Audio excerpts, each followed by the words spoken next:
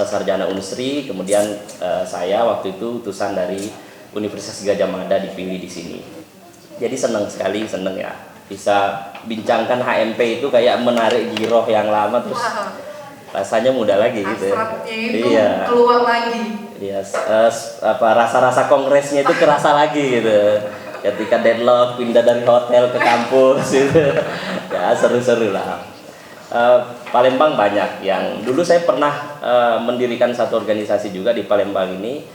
Saya nggak tahu sekarang masih ada.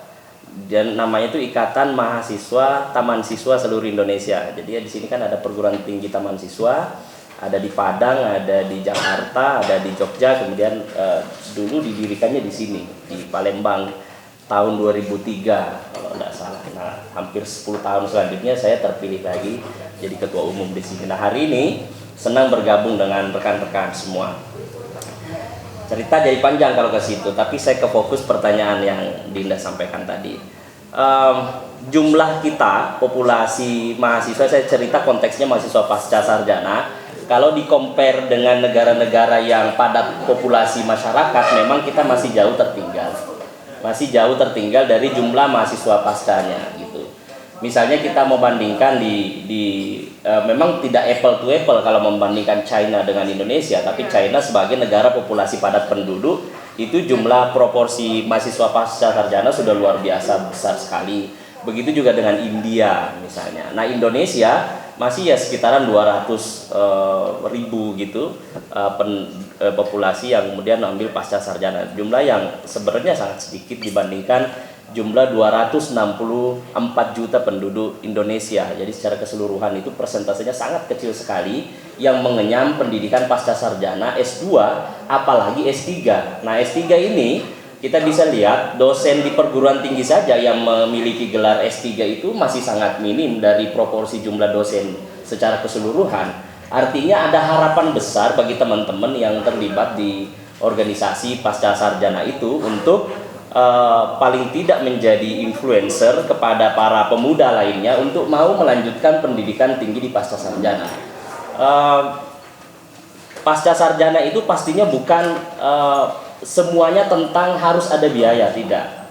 Jadi pasca sarjana itu sekolah kuliah di pasca sarjana S2 ataupun S3 kalau ada misalnya yang mendengarkan di sini bahwa kuliah S2 ataupun kuliah S3 itu tidak melulu persoalan biaya, tapi yang melulu itu persoalan tekad dan keinginan. Gitu. Tekad dan keinginan, tapi memang kalau misalnya kita turun secara langsung ke lapangan, kalau misalnya kita berdialog dengan masyarakat secara langsung, banyak pertimbangan. Kalau misalnya mahasiswa yang baru selesai sarjana setelah S1 untuk melanjutkan S2 akan terkendala biaya ya Pak?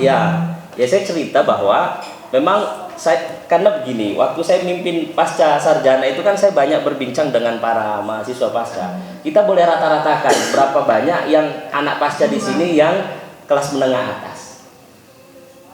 Gitu. Berapa? Yang anak pasca yang menengah atas orang tuanya? Iya. Jadi sebenarnya bukan melulu persoalan itu, tapi boleh dicek nanti satu-satu. Ketika dia ingin lanjut S2, selalu there are many ways to be done. Banyak jalan yang bisa menuju ke sana. Ya, makanya kalau saya bilang, kalau ada anak yang ingin lanjut mahasiswa yang ingin lanjut S2, daftar saja dulu. Daftar saja dulu. Setelah daftar itu muncul insight, kemana saya harus cari uang untuk bayar SPP saya. Itu yang pertama yang harus dilakukan. Jadi kalau memang pengen lanjut S2 atau pengen lanjut S3 setelah S2, daftar saja dulu. Setelah daftar pasti terpikir untuk dispensasi kan? Karena ditagih SPP, dispensasi Pak, sambil nyari beasiswa. Makanya ini saya bocoran. Dulu saya masih sekarang kalau bawa tas itu isinya kartu nama. Kalau dulu kemana-mana yang saya bawa proposal sekolah. Karena kadang ada senior tanda petik itu kan gaya-gaya ya. Nah, senior nih, ini saya bocorin.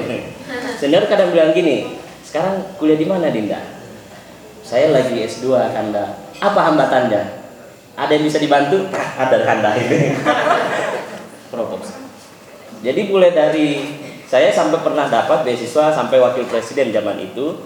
Karena kalau ditanya gitu saya bilang ini masalahnya. Gitu.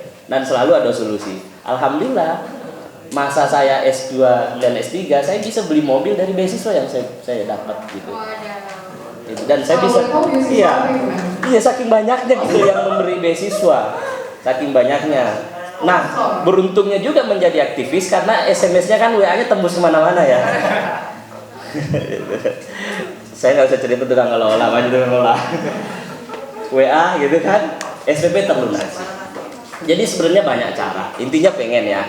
Nah, saya kembali ke data tadi. Ada 264 juta kurang lebih penduduk Indonesia dan rentang usia 16 sampai 30 tahun kalau dikelompokkan pada pemuda itu hanya ada 62 juta.